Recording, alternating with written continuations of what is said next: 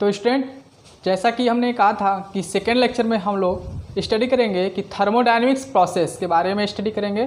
तो thermodynamics process में सबसे पहला प्रोसेस जो है वो हम डिस्कस करने जा रहे हैं। सबसे फर्स्ट प्रोसेस जो है, सबसे पहले हेडिंग डालें thermodynamics process, different thermodynamics process.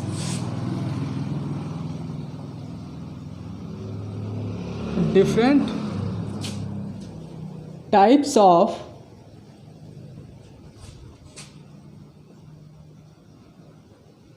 Thermodynamics process, different type of thermodynamics process. इसमें फर्स्ट प्रोसेस जो होगा हमारा आइसोथर्मल प्रोसेस। क्लास 11th में आप सब लोग पढ़ चुके हैं, फिर भी एक बार यहाँ पे सिलेबस के अनुसार आप लोग चलेंगे। आइसोथर्मल प्रोसेस, तो बताइएगा आइसोथर्मल प्रोसेस किसे कहेंगे? During the process temperature remains constant. ऐसे प्रोसेस को हम क्या कहेंगे? आइसोथर्मल प्रोसेस कहेंगे। तो आइसोथर्मल प्रोसेस में टेम्परेचर क्या रहता है आपका? टेम्परेचर क्या रहता है? कांस्टेंट रहता है। Temperature constant. सपोज करिए कि हम आपको बताएं टेम्परेचर कांस्टेंट में, जैसे कि पता है आपको dt की वैल्यू इक्वल टू 0, यानी कि यदि आपका टेम्परेचर कोई T2 फाइनल टेम्परेचर हो और इनिशियल टेम्परेचर T1 हो जिसकी वैल्यू 0 आ जाए तो उसमें आपका टेम्परेचर कांस्टेंट रहता है, क्योंकि यदि हम T1 को ट्रांसफ़र कर दें तो T2 इक्वल टू T1 आ जाएगा। इसका क्या अर्थ निकलता है कि जो इनिशियल टेम्परेचर था वही हमारा फाइनल टेम्परेचर है, यानी कि temperature during the process remains constant. Such type process is called isothermal process. ऐसे प्रोसेस को हम क्या कहेंगे? आइसोथर्मल प्रोसेस कहेंगे। जैसे कि देखिए dt equal to 0, T2 minus T1 equal to 0, T1 को ट्रांसफ़र करिए, T1 को ट्रांसफ़र करिए, T1 इक्वल टू T2। ठीक है, तो ये आपका आइसोथर्मल प्रोसेस होता है। सेकेंड हम बात करेंगे isobaric process. Second isobaric process. तो आइसोबारिक प्रोसेस में आपको पता होगा क्या रहता है? During the process pressure is change in pressure is equal to constant.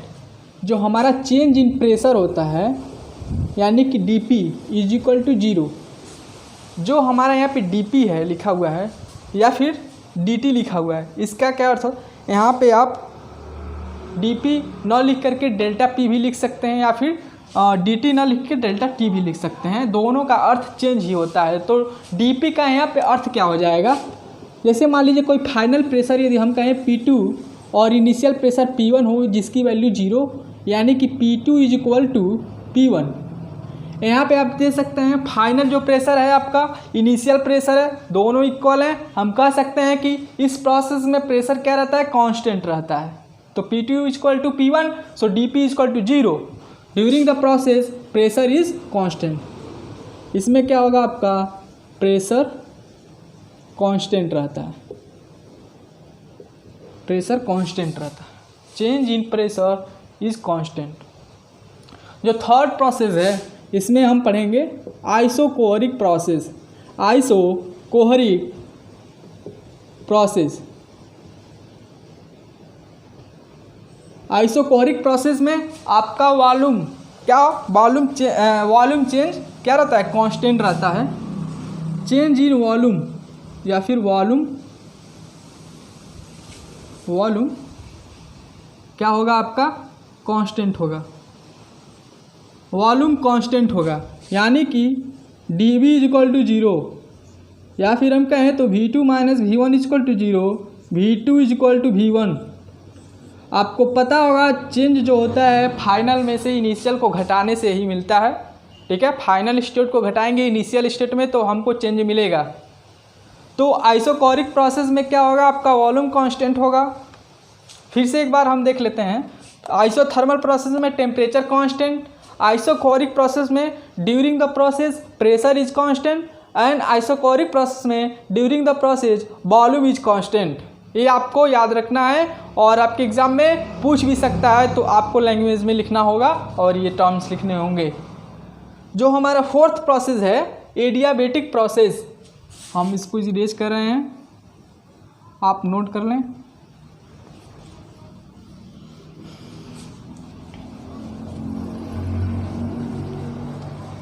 Adiabatic process में सबको पता है एडियाबेटिक प्रोसेस में हीट का चेंज नहीं हो पाता है सिस्टम और सराउंडिंग के बीच, तो इसमें हम क्या कहेंगे कि हीट क्या रहता है, कांस्टेंट रहता है। ऐसे प्रोसेस जिसमें हीट कांस्टेंट हो ऐसे प्रोसेस को एडियाबेटिक प्रोसेस कहते हैं।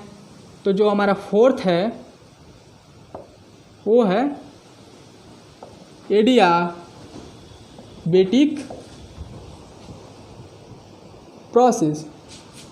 ऐसे प्रोसेस में जो आपका हीट होगा, change in heat is equal to zero, meanings Q is equal to zero. यहाँ पे हीट को हम Q से दिखा रहे हैं। Change in heat is constant, no change of heat means यहाँ पे आपका Q equal to zero. System और सराउंडिंग के बीच हीट का ट्रांसफ़र नहीं होगा, तो ऐसे सिस्टम को ऐसे प्रोसेस को एडियाबेटिक प्रोसेस कहेंगे। तो ये आपके क्या हो गए, प्रोसेस हो गए। आप यहाँ पे नोट कर लें।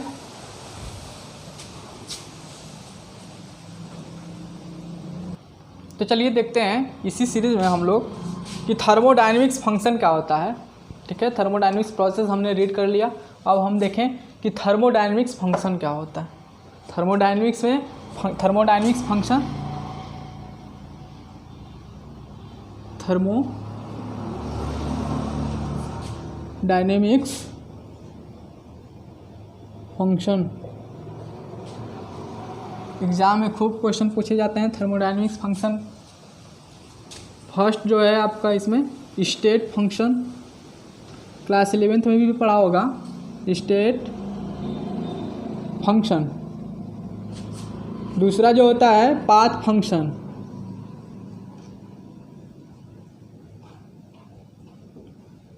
चलिए समझते हैं स्टेट फंक्शन किसे कहते हैं, फिर पाथ फंक्शन किसे कहते हैं।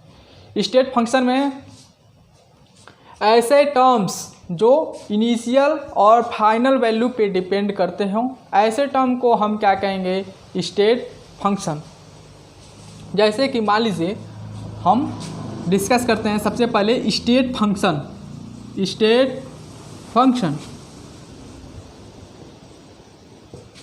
स्टेट फंक्शन में जो भी हमारे टर्म्स हैं,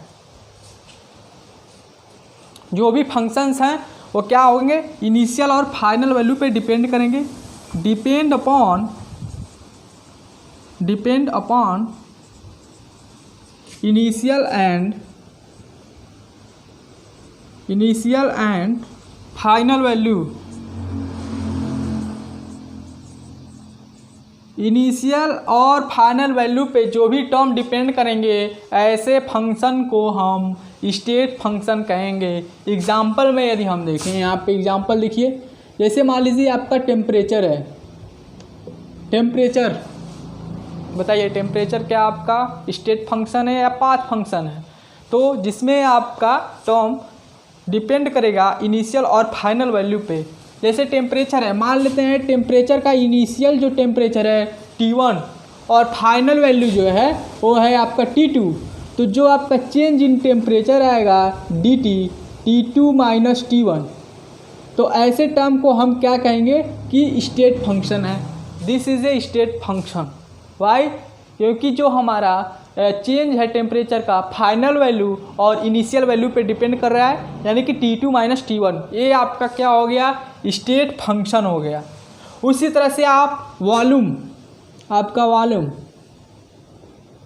वॉल्यूम भी स्टेट फंक्शन है, क्योंकि जब आप डेल्टा V निकालेंगे या फिर TT निकालेंगे, डेल्टा D भी निकालेंगे, तो इसकी वैल्यू V2 माइनस V1, ये भी आपका स्टेट फंक्शन है। प्रेशर आपका क्या है, ये भी स्टेट फंक्शन है। dP equal to P2 minus P1। यहाँ पे जो 2 सब्सटीट्यूट आपको दिख रहा है सबस्क्रिप्ट में 2, ये फाइनल वैल्यू, सबस्क्रिप्ट 1 का अर्थ है इनिशियल वैल्यू, यानी कि T2 फाइनल और T1 इनिशियल। तो चेंज जो आएगा dt, ये आपका क्या है स्टेट फंक्शन जो इनिशियल और फाइनल पे डिपेंड करे, ऐसे फंक्शन को हम स्टेट फंक्शन कहते हैं। तो ये आपके स्टेट फंक्शन होंगे। पाथ फंक्शन किसे कहेंगे? जो इनिशियल और फाइनल वैल्यू पे डिपेंड ना करे उसको हम पाथ फंक्शन कहेंगे। ठीक है, तो ऐसा लिख लेंगे, that function which does not depend upon initial and final value, that type of function is called, क्या कहेंगे उसे? पाथ फंक्शन कहेंगे। तो पाथ फंक्शन में हम देखें यहाँ पे, यदि पाथ फंक्शन आप किसे कहेंगे? ओनली डिपेंड ऑन पाथ, जो क्या करता है? Not depend on initial and final value, initial and final value. जो इनिशियल और फाइनल वैल्यू पे डिपेंड नहीं करता है उसको हम पाथ फंक्शन कहते हैं। और ये डिपेंड किस पे करेगा? तो पाथ पे डिपेंड करेगा। यह क्या होता है? पाथ डिपेंडेंट, या पाथ डिपेंडेंट होता है, या पाथ पे डिपेंड करता है। इसके एग्जांपल यदि हम लें तो जैसे कि आप जानते हैं कि वर्क, तो आपका वर्क क्या है? पाथ फंक्शन है। हीट है आपका, हीट भी क्या है आपका? हीट पाथ फंक्शन है। एग्जाम में क्वेश्चन पूछेगा डिफाइन द थर्मोडायनेमिक्स फंक्शन, या 2 नंबर में एक ही दे दे कि define the state function, what is state function, what is a path function.